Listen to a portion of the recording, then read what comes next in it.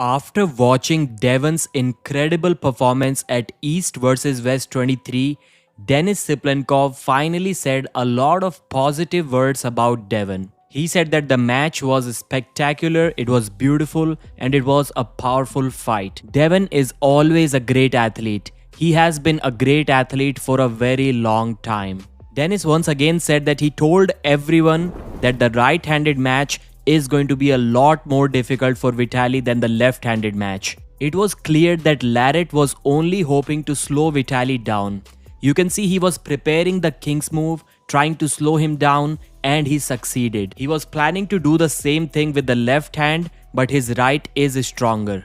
Denis believes that since Vitaly's flop press worked on the left arm, fans were assuming that it is going to work on the right arm too. But Devon was prepared. And after watching this match, it is very clear to Denis that you either need to be Levan Saginashvili, who has too much of everything, too much top roll, too much side pressure. He can simply go through Devon with a top roll. Or you need a strong press like Kamil Jablonski.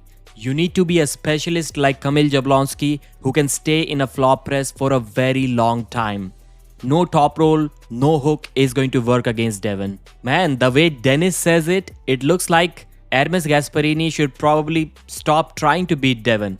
He's not going to be able to do that. Also, what was surprising is that Denis was happy with the refereeing. What a big surprise. Last time he told everyone before the match that the referees are going to mess it up, and they actually kind of did. But this time Denis said that the refereeing was good. They basically called fouls on Devon whenever the fouls needed to be called. Denis was surprised by Alijan Muratov's performance too. Damn, it was really tough. I just don't understand. Artyom didn't reach his peak after the injury. I felt sorry for Artyom in that situation. I wanted something competitive. Alijan did a great job, great guy, he was really powerful. But still Denis would like to hear it from Artyom Morozov. Why did he lose so badly?